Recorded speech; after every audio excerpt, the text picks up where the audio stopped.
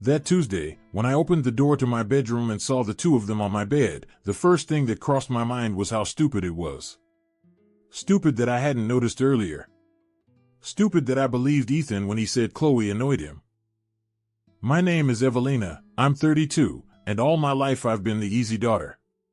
The one who doesn't make a fuss, doesn't demand, doesn't break.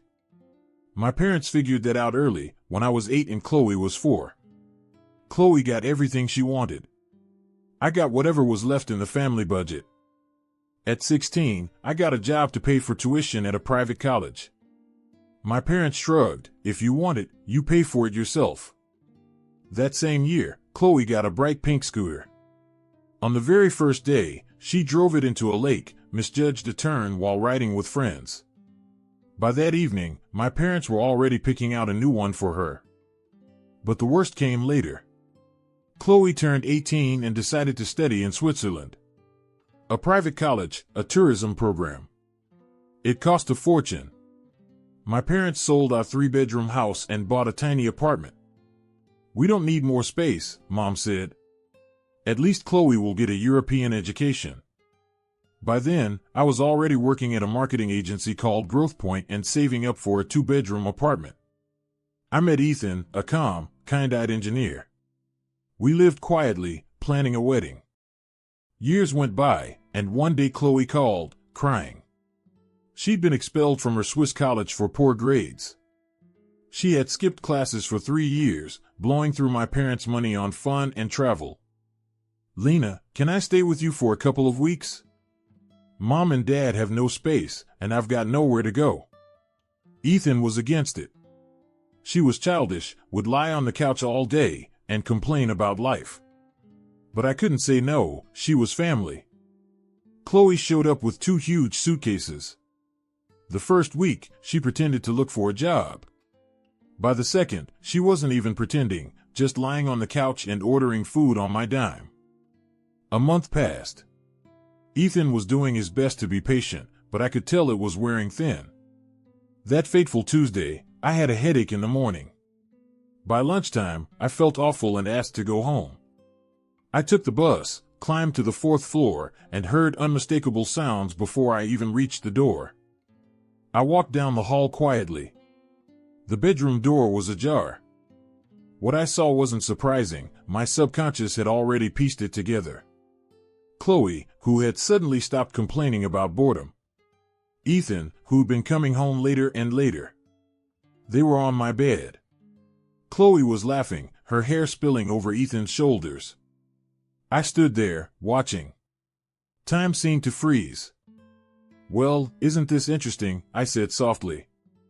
Ethan jumped, grabbing the sheet, mumbling nonsense. Chloe didn't even bother covering up. She sat on the edge of the bed, smirking. Lena, it's not what you think. Ethan stammered. It means nothing. I didn't want this. Shut up, I said calmly. Chloe pulled on my t-shirt and looked at me defiantly. What's there to explain? He wasn't happy with you. I get him. You don't. Those words hurt more than the betrayal itself. I love him, Chloe went on. And he loves me. Ethan fidgeted with the sheet. Lena, let's talk. It just happened. Something inside me snapped. 32 years of being convenient for everyone, and here I was, being cheated on in my own bed and told it was my fault. Pack your things. Both of you. Now. I grabbed trash bags and started stuffing Chloe's clothes into them, methodically, silently. What are you doing? She tried to snatch back a sweater. What I should have done a long time ago. Ethan tried to come closer. Can't we just talk about this? There's nothing to talk about. You chose each other. Live together. Just not here. I carried the bags to the hall and threw the front door wide open. Out. Chloe tried to guilt-trip me. Lena, I'm your sister. Family is everything. Family means not betraying each other. Being related doesn't give you the right to sleep with my man in my bed. I pushed them both out, shut the door, and locked it. They stood outside saying something, but I didn't answer. That evening, Ethan blew up my phone with messages, apologies, promises. I blocked his number. Around 11, my mom called. What happened? Chloe's crying, saying you kicked her out. I did. And Ethan too. How could you? She's in love. This is serious. No one asked how I felt. Just poor Chloe. Mom, she slept with my man in my apartment. So what? Love is sacred. You should understand. Be wiser, you've got a good job, you'll find another place to live. Chloe has nothing. That's when I knew I was done being convenient. Enough. My whole life I'd been the easy daughter. Never again. I hung up and turned off my phone.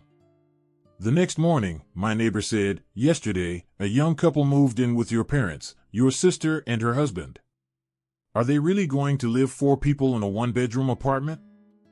I smiled and went to work.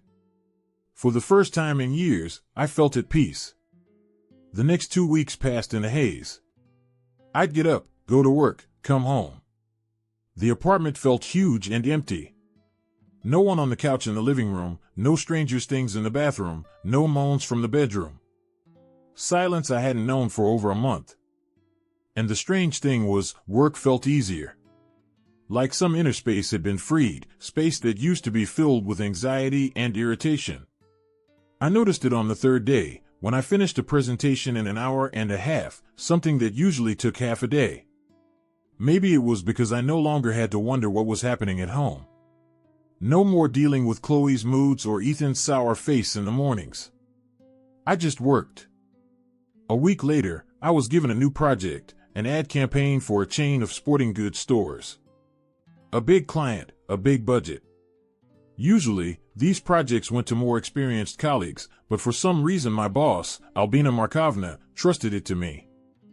I threw myself into it, analyzing the target audience, studying competitors, coming up with slogans. In the evenings, I sat at home with my laptop, building creative concepts. And you know what? I liked it. For the first time in years, I felt like I was doing something that was mine, something that mattered. The campaign turned out great, bright, memorable, but not tacky. The client was thrilled and immediately extended the contract for another 6 months.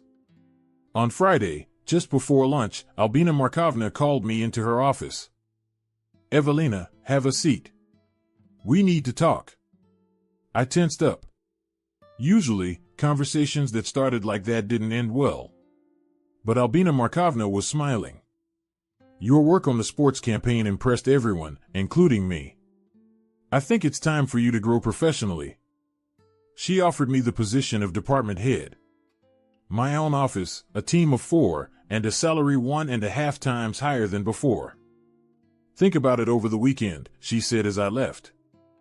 There was nothing to think about, I agreed immediately. On Saturday evening, I celebrated my promotion at a restaurant with friends. Not coworkers, real friends. The kind who knew me before Ethan and before all this mess. We sat in a cozy place with live music, drank wine, and laughed. You've changed, said Lena, my college friend. You seem more confident now. Before, you were always second-guessing yourself. Maybe she was right. Back then, I really did question every move, whether I was doing the right thing, whether I'd hurt someone, whether I'd seemed selfish. Now, those thoughts came much less often. At the next table sat a guy I knew, Lucas. We'd gone to college together, then occasionally ran into each other at events. He was a programmer working on some startup. As our group was getting ready to leave, he came over. Evelina, mind if I walk you home? We strolled through the evening city, talking about everything and nothing, work, plans, how our neighborhood had changed over the years. Lucas was calm, easygoing, never prying, never asking why I was on my own now. You know, he said when we reached my building, I've got a tent. If you ever feel like getting out into nature for the weekend, it'd be great. I hadn't gone camping in at least 5 years. Ethan didn't like that kind of thing. he preferred fancy hotels, and I'd learned to adjust. Let's do it, I said. On Sunday morning, we drove out of the city. Lucas knew a beautiful spot by the river where you could build a fire and set up a tent. We grilled sausages, drank tea from a thermos, talked, or simply sat in silence, listening to the crackle of the firewood. I've always been in love with you, he said in the evening, as we sat by the dying fire. Ever since college. But you were with that guy, what was his name? Dennis, I remembered. My first love. Naive and stupid. Yeah, Dennis. And then Ethan came along. I thought you two would get married. Lucas didn't know the details of our breakup, and I wasn't about to share. I just said we'd split up. Maybe it was for the best, I added. He took my hand, his palm warm and steady. There was no whirlwind passion like in the movies, just a calm, certain feeling that here was someone who wouldn't betray me. We kissed under the stars, and for the first time in months, I felt alive. In the morning, as we packed up camp, a message came through from Mom, we need to talk. Family meeting. Be here by 6. I showed Lucas the message. Want me to drive you? He asked. No, thanks. This is something I need to handle myself. At 5:30, I was standing at the familiar door of my parents' tiny apartment, about 600 square feet, now holding 4 adults.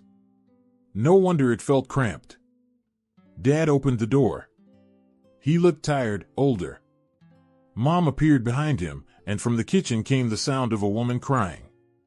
Come in, Dad said. Sit down. In the cramped living room, Chloe sat on the couch, red-eyed, her face puffy from tears. Mom was beside her, stroking her shoulder like she was a little girl. Lena, I'm glad you came, Mom began without preamble. We've got a serious situation. Chloe's pregnant. I looked at my sister. It was obvious now, her rounded belly, the change in her face. By Ethan, Dad added, as if I couldn't have guessed. And where's the happy father? I asked. Chloe sobbed louder. Mom shot me a sharp look. He dumped her as soon as he found out, disappeared, even changed his number. So Ethan was not only a cheater but also a coward. Not exactly a shock. Lena, she needs help, Mom went on. We can't manage on our own. We've got one tiny room, you can see that. But you've got a 2-bedroom place, and you live alone now. I knew where this was going, and I felt that familiar wave of irritation rising inside me. Mom, where were you when I needed support? When my boyfriend slept with my own sister in my own apartment. That's different, Mom waved it off. Back then it was about your feelings. Now it's about a baby. Why is it always my job to fix everything for everyone? Dad tried to chime in. You're successful, you've got a good job, you owe it to the family to help. Oh? I stood up. Who decided I owe anyone anything? Chloe looked up at me with tearful eyes. Please, Lena, I can't do this alone. I'll change, I'll get a job, I'll help around the house. The same words she'd said a month ago. The same promises. And I knew exactly how it would end. Chloe, I said calmly, I already gave you a roof over your head once. You paid me back by sleeping with my boyfriend. There won't be a second time. Mom jumped to her feet. But this is different. She's going to be a mother. Ethan's a jerk, but she's still your sister. So what? We really can't manage, Dad whined. You know we've only got one room. Chloe tried the pity angle again. I'll do anything you ask. Just help me. But when she saw me grab my bag and stand up, her tone changed. Oh, I get it, you just want me to lose the baby, huh? Some sister you are. I walked to the door and turned back. I don't want you to lose the baby. But it's your baby. Your responsibility, not mine. Mom caught up with me on the landing. If you walk out now, consider yourself without a family.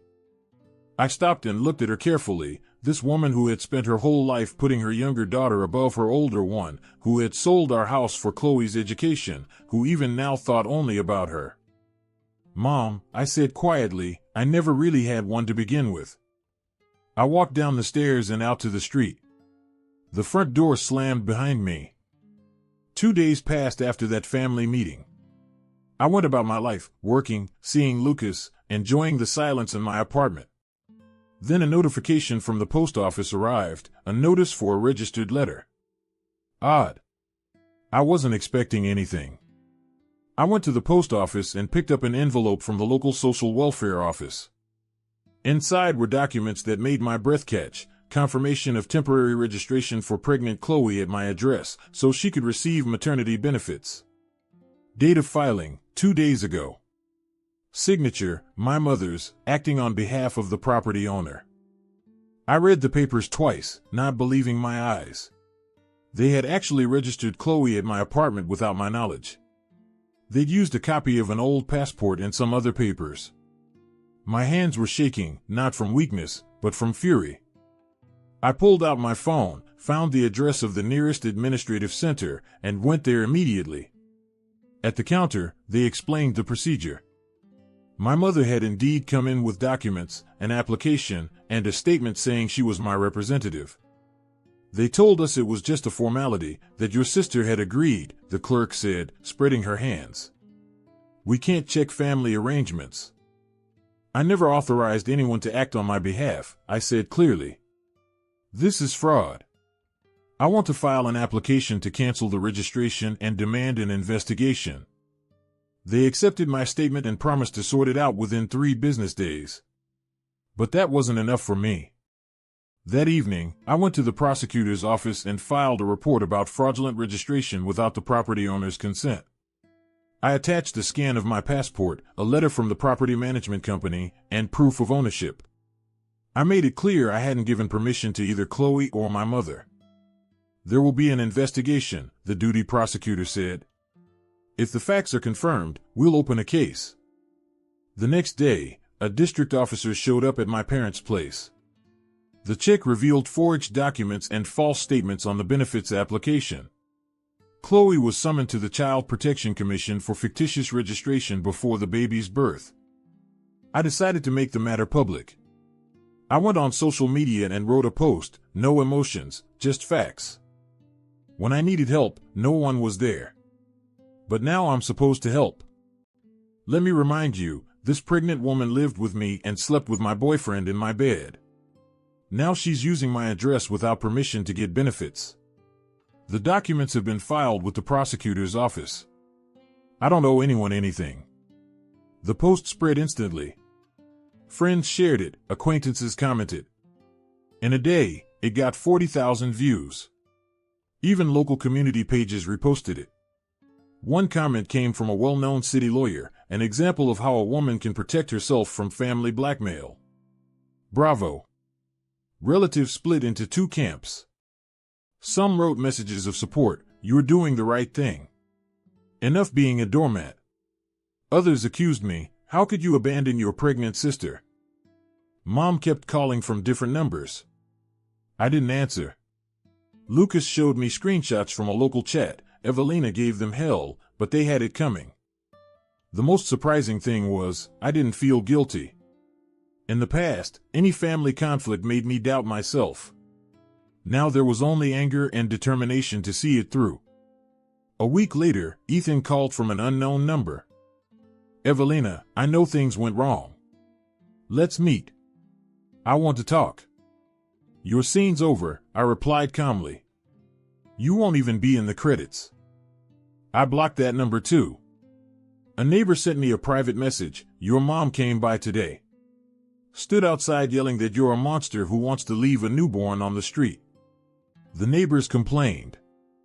That's when I decided to land the final blow. Through a lawyer friend, I filed a claim for emotional damages over the illegal registration. I attached public evidence from social media, certificates from the administrative center, and neighbor testimonies. I asked for $2,000 in compensation plus official cancellation of all fraudulent actions. A month after the court case, everything was closed in my favor. The registration was annulled, and I received the full compensation. My mother and Chloe didn't try to appeal, they were afraid of worse consequences. Ethan disappeared from town. Rumor had it he was working as a delivery driver in another region. Chloe gave birth to a boy and collected benefits at her real address, my parents' tiny apartment. And I lived in a new kind of quiet. Lucas didn't move in right away. First, he left a toothbrush. Then a few shirts. Then half his books. We didn't rush into official commitments, we were just enjoying the peace. Work was going great too. The new position suited me. My team respected me. Albina Markovna hinted more than once about the possibility of opening my own agency. You've got the experience, the client base, the ambition. Life with Lucas was steady, work, evening walks, weekend trips into nature. No drama. No family scandals. No screaming phone calls. One evening, while we were watching a movie, Lucas said, "I've never felt this at peace with anyone. Want to make it official?" I looked at him. Here was a man who never asked the impossible of me, never expected me to rescue his relatives or sacrifice myself for his interests. He was simply there. "Let's do it," I said. But no guests. We signed the papers with just 3 people present, me, Lucas, and the clerk at the registry office. Then we went to a cafe and ordered burgers and milkshakes like teenagers on a first date. 3 days after our quiet wedding, a plain postcard appeared in my mailbox. No signature, no return address. I recognized my father's handwriting instantly. I was weak. "Forgive me if you can.